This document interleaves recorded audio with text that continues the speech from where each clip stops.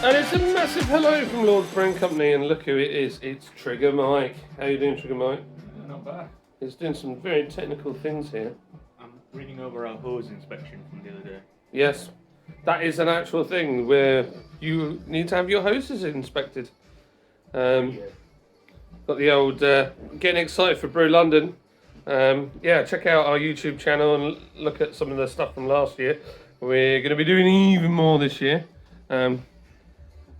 Yeah, I'm not talking about that. Steve's very busy. Always busy. What are you doing, Steve? I'm prepping some orders. Woohoo! Yeah, look at all that beautiful cask in there. Oh look, the tanks have vanished! So, I'll quickly show you what we've got here. So, I showed you these yesterday, but we hadn't fully unwrapped them. So, got the sampling taps, we've got spare O-ring, these are collars for... So these are all DIN fittings because they're obviously made for Europe. But they've been kind enough to give us gauges and PSI. That's basically for the tanks to vent. These are taps with a yeast plug.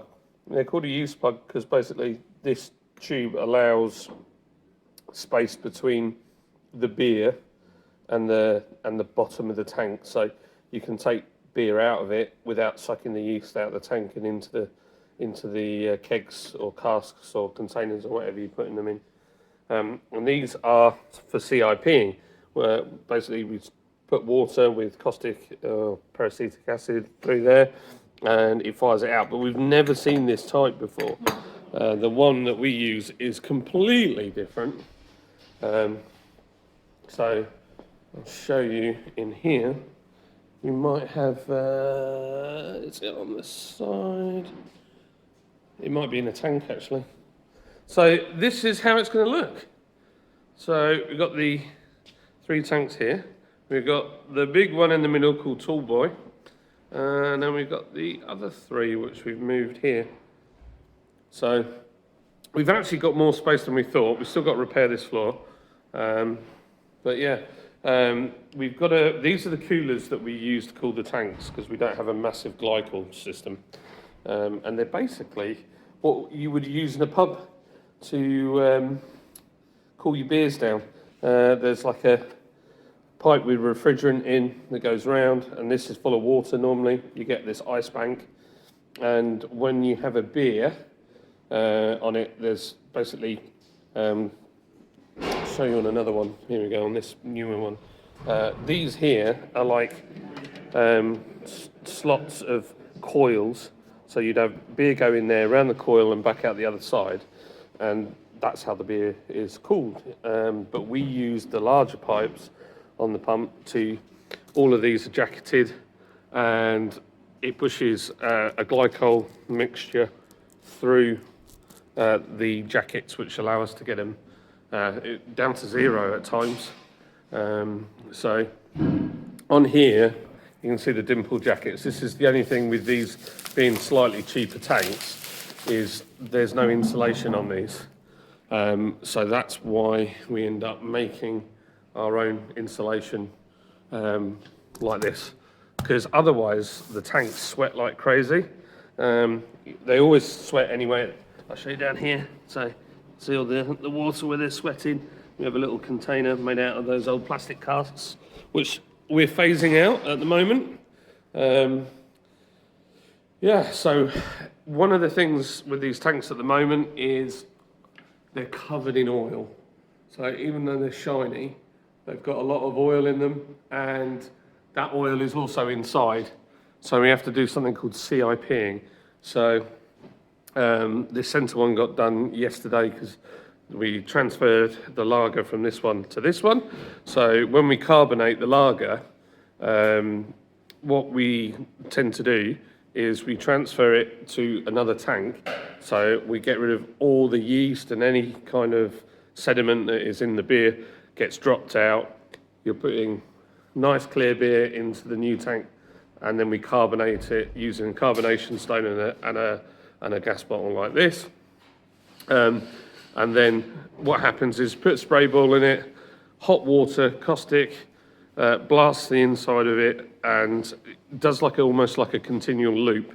And basically, these will need to be done probably, I would say, well, quite a few times, 3 or 4 times at least, until we're happy that there's absolutely nothing in them whatsoever. You cannot risk any contamination in the beer. So so that's what's happening.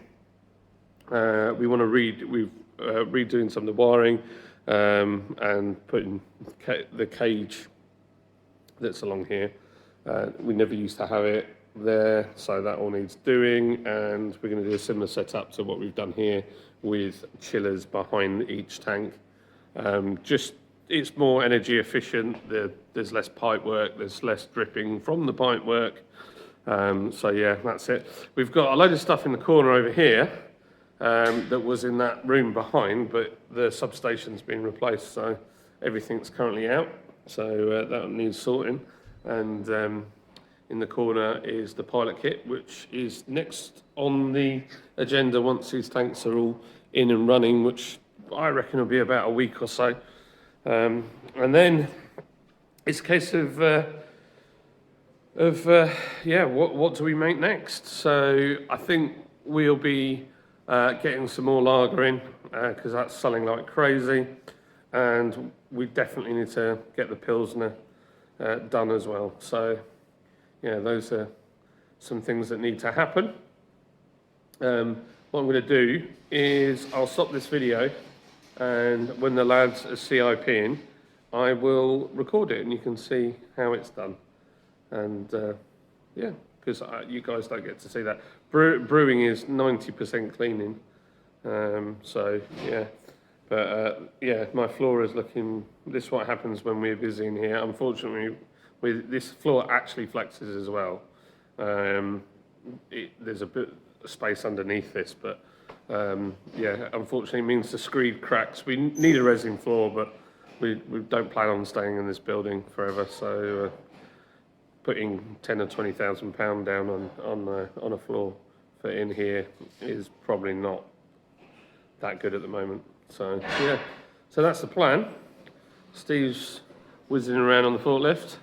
I'll have to take some beer out, and that's where we're at. So I'll to CIPing. Hello everybody. So I said I'd show you how to do CIPing. CIPing stands for Cleaning in place. cleaning in place. In place, not pace. Cleaning at pace. Cleaning at pace. So in place, yeah. we've done one tank, haven't we? We've done this one behind, The first one, yeah. which I missed. So what are you doing now, Mike? So I'm just putting the caustic in. Then we're going to put the first water in, which will dilute it down. We'll end up with a 2% solution of this, which is from Murphy's. Then we're going to cycle it inside here we've got a fancy spray ball, which I can show you in a minute. And we'll cycle this for 20 minutes just to try and get anything off the sides. We haven't had a proper look at this one yet, so we don't know how effective it is on the grease because the tanks are new. So, but this is a normal CIP procedure we do. So I'll stick it in. Cool.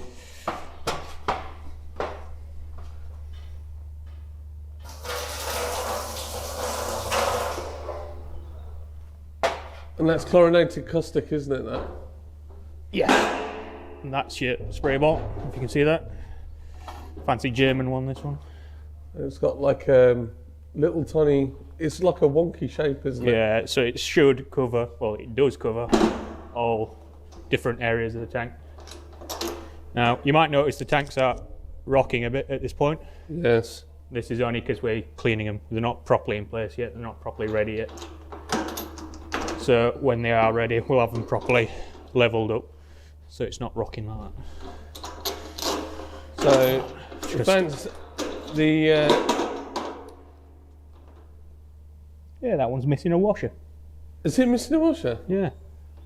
Yeah, I did notice on those. I think some of them had fallen off though during transit. Yeah, I noticed that the nut, as it were, on them is not all the way to the nylock on a couple of them, so we might have to change them out. Not a big job. Yeah. Probably not going to make any difference whatsoever. So also we haven't peeled the tape off these because when you CIP you do it with warm water because it makes the caustic more effective in how it works. So when 60 degrees on this.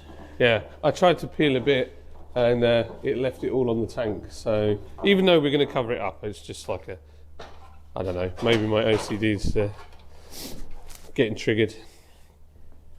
So Make sure those are open. So why do we open the tap and the... Well, at this point, we're going to be putting 50 litres of hot water in there.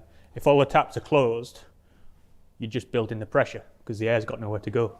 Right. Which is not a massive problem, but you don't want a bunch of pressurised caustic in there. No, that's probably not a good thing. The more pertinent reason usually is if you've got CO2 in there, the caustic reacts with it. And if you've got all the valves closed, it creates a vacuum and then your tank will implode. Which you don't want to do with your brand new tanks. No, I'd be upset. I think everybody would be upset if we did that. Yeah. So on these, just for the viewers, people watching, this tap here is for sampling the beer whilst it's in the tank. The middle tap, this one here, has two uses as I understand it. Correct me if I'm wrong, Mike. I think it sounds like you're going to know what you're talking about. So we use that to add something called a carbonation stone. Yeah, so that's kind of the secondary function. Yeah. The first function is if you were transferring beer or what we call racking up, you can take the beer from there at the top, almost at the top of the conical, then the bottom, which means all the sediment and all the stuff that you don't want in your cask or your keg, or what we do is we tend to transfer beer from one tank to the other to give us clarity. That's what that's for, is that right? That's right, yeah, you've got it. And then the bottom one is just literally for, getting all the gunk out, yeast, sediment, cleaning, all those kind of things. You theoretically could get some of the yeast out the bottom to repitch later on. Yeah. Get rid of the first fraction that's stuck in that tube, because that'll be all dead. You could do that. We don't tend to. No. Other conical casks, fermentation vessels are better, to be honest, than these for that. But these are great for what we do. Yeah, we love it. As you can see, our floor is completely trashed at the moment. It's melting. So, it's just all falling apart. So, every so often, we give it a good old paint in here. It's due, well overdue, but when it just gets battered over time. Right. Turn it on. So this is hot water from the hot liquor tank. 1 sec. That I've got a loose tap. It's got a what? Loose tap. Oh, a loose tap. I've got It's got 1,000 litres of water in there, so I don't really want it to just... Yeah, 1,000 litres of water getting lost would be a problem. That's Mike's Lego spanner. We've got the bigger one as well. It's like made out of aluminium. It looks really heavy, but it's not. Right. So what's happening now?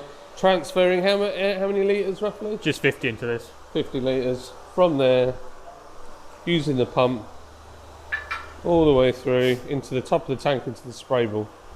So yeah, we're getting a bit of dripping, but it's not a problem because the tap needs cleaning anyway.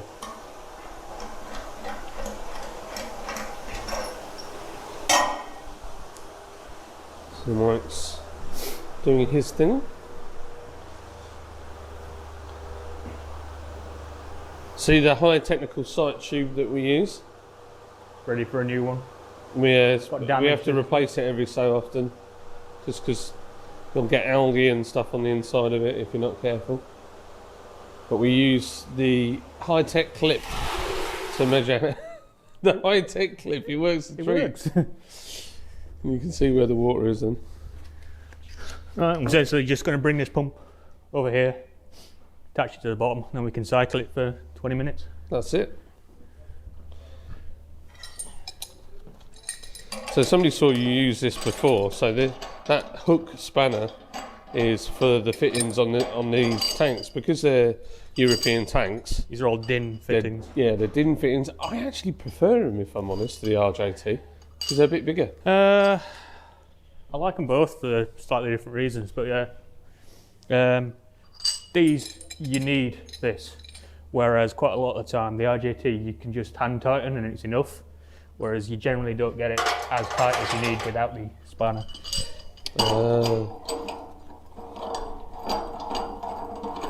As you saw earlier when we had a little bit of a drip. Yeah, it's true. Yeah, it was dripping.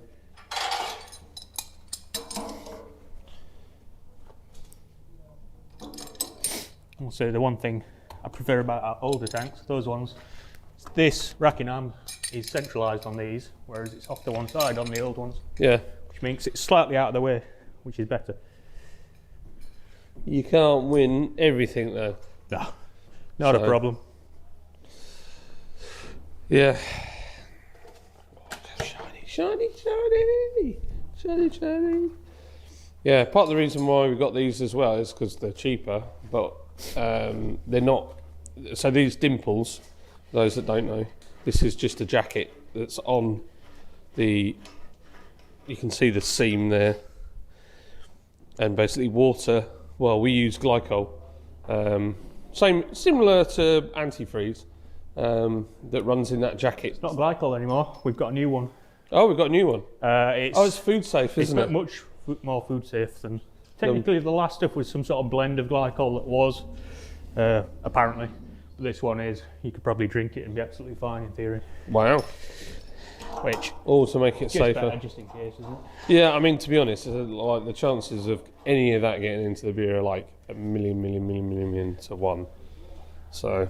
If it did, I think I'd be the first to know about it. Yeah. Yeah, it has some weird results. So we're plugging the pump in. Yeah, we need another pump actually. That's definitely something that we need. And then might have to go all the way back. Do you want me to open this tap? Yes, please. Is it a pull one or a push one? Pull. Pull it up. Out. Ah, yeah, look at that. So you have to pull that out to turn it. Right. That's different to those ones, isn't it? They're the opposite direction, and those have got little holes that you can go in, whereas those are just free turn. Oh, right, okay. But they're basically the same thing. Right. Here we go.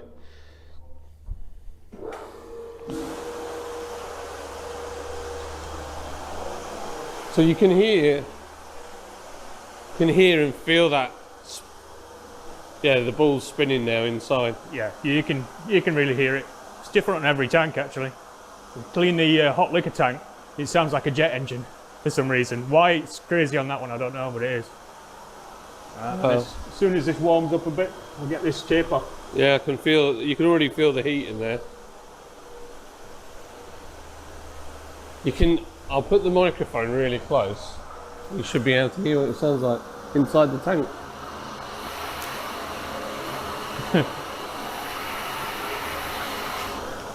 There you go. And pretty much, That's pretty much it. And then the next step after this is drain it all, and then we'll rinse it, run some straight through to get rid of it, and then we'll cycle it with clean water. So how long will this be? How long now? This will have 20 minutes on hot with the caustic, and then another 20 minutes on rinse cycle later on. There you go. So, and then hopefully they'll all be clean, but we'll give them all inspection before using them. So. Yeah. Cool. Right, I'll stop it here then and we'll come back on the next process. Yep. Right then. So that's had its 20 minutes. You can see we've taken this stuff off now. There is a bit of stuff stuck on there, but we'll clean that later. Right, it's time to rinse it. Rinsing time. Everything's already turned off. Ali with the rinsing sound. Ali with the rinsing sound. Sorry. Remember that? No. Okay. Was it? Alright. It was before my time. It's just. If you're in the comments, but yes, I remember. If you remember, or no, it was before my time. If you do not remember, Ali with the rinsing sound. What time was it from? Oh, it was mid-90s. Oh, yeah. Yeah. So. Or early 90s, it might have been. Yeah. So I would have been like in nursery school. Oh. Yes. Right. That is now draining. All gone. So that is coming out of that hose into the drain. And that's literally it. Pretty much it, and then we're just going to take the hose back over there, rinse some fresh water through, just let it go all the way down the drain, put 100 litres in, and cycle that. And then theoretically, it should be clean. Nice. Theoretically. And this is why we have a flexi hose. Now, on fancy brewing equipment, really fancy stuff like SSV's gear, and who else, Mike, would you say had... Well, we've been in breweries and it's all stainless steel piped. Ones I've been to, like Double Max here, Castle Eden, it's all piped in automatically. Northern Monk, was it Northern Monk you went to that was like that? Yeah. Salt. Yeah. It makes it a lot easier in certain regards, because it means you're not moving a pump around all the time, but it gives us the flexibility with us being still quite small. So Al calls that the brewery robot, doesn't he? He does. Says it roboticises everything. If you go back to one of our very early videos on this channel, it's my mate, our mate Al, doing a how to brew beer, and you'll see how small the kit is there. We literally have what's here, these three, and then that one tank that's in the middle down there, and that's it. That's all the kit we have. It's a long time ago now. That is a long time ago. I'm sure we'll see Al again. We will. We're going to get him doing stuff. So he's going down to the next level on the high-tech water site. So we're going to put 50 litres through this, straight down the drain. Spray ball's still on. Yep, so all the sibs set up there as it was before. It's alright. We don't mind that. It's dripping out basically because we want it to, isn't it? Right, it's only water. Yeah. It just helps to keep that clean. These had a lot of grease in them as well. Spent all yesterday cleaning them out. You can see the amount of oil. Get up close on here. I don't know if you can get it on cam, but it's absolutely super oily. So, yeah, if you look at the rung at the bottom, see where the water's dripped on it, you can see it's all beading because of the oil. you probably heard what he just said on camera, but I have no idea what he said. What did he say? If you look at the bottom where it was dripping on, you can see how the water's all beading on the rungs. Oh yeah, on the oil. Yeah. Beading, which you don't normally get. Not to that level. To be honest, this one does look cleaner than that one. Unless it's just me. I think there's just more oil on this one than that one. Ah. This one's really oily. So now, We're just letting this drain. yeah, Now. all that water's going away down the drain. There's a catch tank downstairs with a pump as well. So if anything bad were to go down there, we could catch it before it enters the main drain.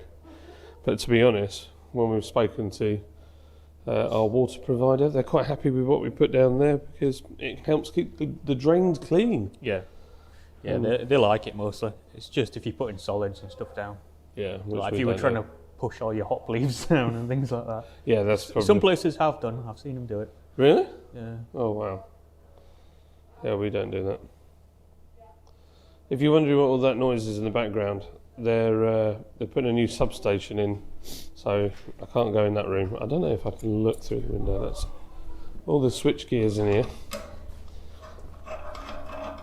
Yeah, that's supplying the whole mill, and I can't remember what their reason is. What's the reason why they're changing it? I think that's just old. It's just old, yeah. Old, very old equipment. 70s or 80s or something out there, I think. Yeah. Right. Now ready to put the final rinse water in. Right, so that tap's shut now at the bottom. This is just going to be fresh. How many litres, mate? 100 this time. 100 litres of water going into there. Yeah. Always really thorough on this part just to make sure there's no caustic left. Yeah, I can smell To give you an idea of what it's smell-o-vision, it smells a bit like swimming pools. It does at this point, yeah. It's like, or my hot tub. Oh, your hot tub. Before you spilt loads of beer in it. I spilt don't tell Lily. Spilt half a beer in there. Have you dropped a hot dog in it yet and picked it out to eat it? No, I haven't done that. Homer Simpson style. That is pretty impressive. Ugh. I couldn't imagine eating anything out of that water after you've been in it. No. It's a weird concept, a hot tub. It's like an outside bath, effectively. That you share with other people. Me and Lids were in there, or me and the kids sometimes. Me and Hogger were in there the other day. Yeah. He's a big lad, I'm a big lad. We kind of, it was almost like a bit of weird spooning, to be totally honest. So, yeah. Good to know. It's just not, I've got the smallest hot tub available. Ah, right, okay. So it's not very big. You've got to be friends. Got to be proper friends to be in that mobile. Right, okay. Anyway, we digress. So we've got just closing that so it doesn't overflow. Top one's still open. 100 litres of water. Yeah, I'm with you. So it's going down there. It's pretty efficient, that pump, to be fair. Yeah, this one is, really is.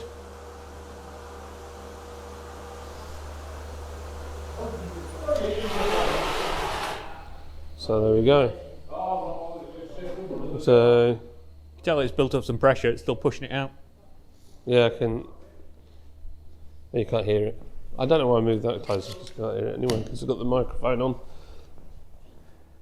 So now he has to bring the pump all the way back to CIP it now. Hey up. Oh right, okay, is it Amazon? DPD? Oh, okay, 1 second. Okay, right. Sorry. Got DPD'd. Yeah. So now the pump's back over. This is all open. Apart from that tap. That's it. And then we just turn it back on and rinse it again. There we go. So spray bottle is in there going mental. It cleans upwards, downwards, in between and everything, does it? That spray bottle. It's absolutely brilliant piece of kit, that spray bottle. It's got 20 minutes. And that's it then, and we just drain it. Yeah. Then we'll give it all an inspection and see how we go from there. How much is one of those spray balls? That particular one was £200 3 or 4 years ago, so I don't know if it's more now. I think it's a bit of almost like design perfection in the way that it works. How much did we get it for? We got it for 20 quid. Yeah. I think we found it on eBay. I don't know why he was selling it so cheap. But It was brand new, wasn't it? It'd never been used. Yeah. Yeah. So 20 quid, we were absolutely. It was literally 1 week after we talked to their reps at BeerX in like 2019 or something that we found it on eBay. So. The funny bit was as well, we at BeerX this time round, I went and had a look at them. I said, oh, these are the best ever. They're, oh, do you want any more? And I said, we'll just wait until they come up for 20 quid on eBay. And he was like, I can't believe you've only paid 20 quid. I said, honestly, that's all. Well, they've got some ones for like huge tanks as well, haven't they? Oh, yeah. They've got one that's almost football sized. Yeah, they're amazing at what they do. Yeah. So, yeah. So DPD are bringing our hops down. I think he wants me to bring the hops down, but I said I'm just doing something. Well, you've seen everything now with this. So this is just 20 minutes more and then it's done. And then it's on to the next tank. Yeah, these all need names, all these tanks. So this one's called Tall Boy because, well, it's really, really tall. These ones, are they named after German tanks? They are, because they're all German made. So they're all German made. So we've got Tiger. That's the King Tiger, or Königstiger. Königstiger. That's the Panzer. And that's the Panther. Panther. Königstiger. Königstiger. And Panzer. Panzer. So these ones need names now. Well, there's a fair few still to go. Yeah. We could have the Hetzer, the Marder, and I don't know, maybe the Elephant. I don't know. All German tanks. Well, there you go. Well, so they are tanks from Germany. Yeah, it's true. So, but if you got any ideas in the comments, of what we could call them. It doesn't. We don't have to stick to the German tank theme, do we? No. Well, that one's. Well, that's not. That's Tallboy, which technically, I guess, is named after a nuclear bomb. If you really wanted to be funny, or isn't that donut guy called the Tallboy? I thought he was called Little Boy. Oh, is he Little Boy? Ignore me. I don't know what I'm talking about. I don't know. So yeah, these three need a name. So in the comments, yeah, these three tanks need a name each, and we'll pick them out the hat. We're not against the British ideas here, then. No, not at all. No, it was just, I don't know. We like tanks. Well, you and Steve are into your tanks, so Next year at Bovington. Bovington, yeah, we want to go to the tank show, don't we? See, I've never been to Bovington. I've been to the massive one in France. Steve's not been to the one in France, but he has been to Bovington. So. Yeah. For those that don't know, Steve, who works for us, is a veteran. So, yeah, he makes models of tanks as well, doesn't he? There's an amazing one over there. Is that a Churchill? Yeah, but it's a specific one. It's the flamethrower Churchill. Yeah, it's incredible. Which is what I asked him for. He does like little dioramas, doesn't he? Yeah. It's amazing. So, Steve's out delivering at the moment. So, there you go. I hope this has been interesting for you. The next stage with these tanks now is we're going to wrap the insulation on. It's probably a bit boring for you, to be totally honest. Yeah, I don't think there's much interest in watching that. I guess you'll see later on when they're all connected up and running. We've got to do a lot of painting and floor repairs anyway. Fix the floors, we've got to level them up, we've got to put the chillers in. Yeah, so there's quite a bit left to do. But you'll see that in the next video. And then another one to put in the comments. Let's see what they think we should put in next. What beer should go into these tanks? Pilsner, and Pilsner. Pilsner. Yeah, get 3 tanks immediately, tie all of them up for 90 3 days. months. Yeah, no, probably not. Let's not do the it. greatest idea, but yeah. So there you go. Right. Thank you for watching this video. I've been John. He's been Trigger Mike. Trigger Mike. Legend. Right, that's it. Au revoir. 1, 2, Rod. I've been driving around in my car, looking for some kind of open bar. It's gonna be alright, gonna be alright. Got no money, but I'll work it out with my charm. Having a good time, ain't doing no harm. It's gonna be alright, gonna be alright. Hey now, honey, I've been driving around in my car, looking for some kind of open bar. It's gonna be alright, gonna be alright. Got no money, but I'll work it out with my charm. Having a good time, ain't doing no harm. It's gonna be alright, gonna be alright.